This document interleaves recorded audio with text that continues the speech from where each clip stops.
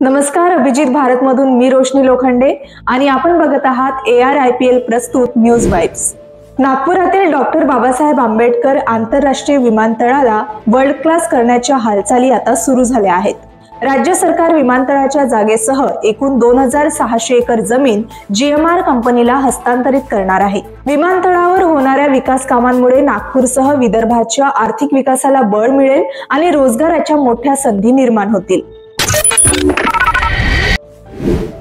राजकोट किल्ल्यावर नव्याने उभारण्यात येत असलेल्या शिवपुतळ्याचे लोकार्पण 1 मे रोजी म्हणजेच महाराष्ट्र दिनी करण्यात येणार असल्याची माहिती मिळाली आहे। प्रसिद्ध मूर्तिकार राम सुतार यांच्या मार्गदर्शनाखाली उभारण्यात येत असलेल्या शिवपुतळ्याचे काम 25 एप्रिल पर्यंत पूर्ण होण्याची शक्यता आहे। झारखंडमधील बोकारो जिल्ह्यातील CRPFचे कोब्रा कमांडो आणि राज्य पोलिसांनी केलेल्या संयुक्त कारवाईत 8 नक्षलवाद्यांचा खात्मा करण्यात आला आहे। या घटनेत 1 कोटी रुपयांचे इनाम असलेला नक्षलवादी ठार झाला आहे।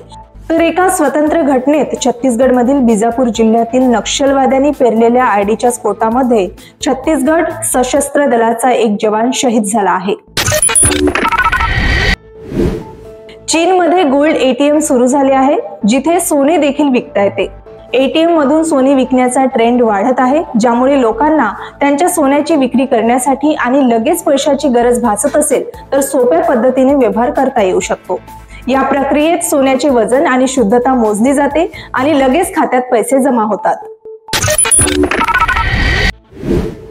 अभिनेत्री राणी मुखर्जीचा मर्दानी 3 चा फर्स्ट लुक प्रदर्शित करण्यात आला आहे। राणी मुखर्जीचा मर्दानी हा चित्रपट 2014 मध्ये प्रदर्शित झाला आणि बॉक्स ऑफिसवर ब्लॉकबस्टर ठरला। आता 7 वर्षांनंतर राणी मुखर्जी मर्दानी 3 मध्ये शिवानी शिवाजी रॉयच्या भूमिकेत परतली आहे। YRF ने अधिकृत घोषणा केली आहे की हा चित्रपट 27 फेब्रुवारी 2026 रोजी प्रदर्शित होणार।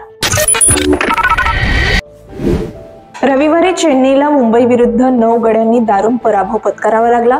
त्यानंतर चेन्नईचा कर्णधार महेंद्रसिंग धोनी यांनी त्याचे मत मांडले आहे। आता आम्हाला उरलेल्या सर्व सामन्यात विजय मिळवावा लागेल। प्ले ऑफ साठी पात्र ठरणे आमच्यासाठी महत्त्वाचे आहे, पण जर यामध्ये यश मिळाले नाही तर पुढील वर्षी दमदार 11 खेळाडू सज्ज करून पुनरागमन करण्याचे आमचे लक्ष्य असेल, असे ते म्हणाले आहेत। आजच्या न्यूज वाइब्स मध्ये इतकेच। आम्ही अशाच नवनवीन घडामोडी तुमच्यापर्यंत रोज पोहोचवत राहू। तोपर्यंत बघत रहा अभिजित भारत। अभिजित भारत, पहुंचे हर खबर तक।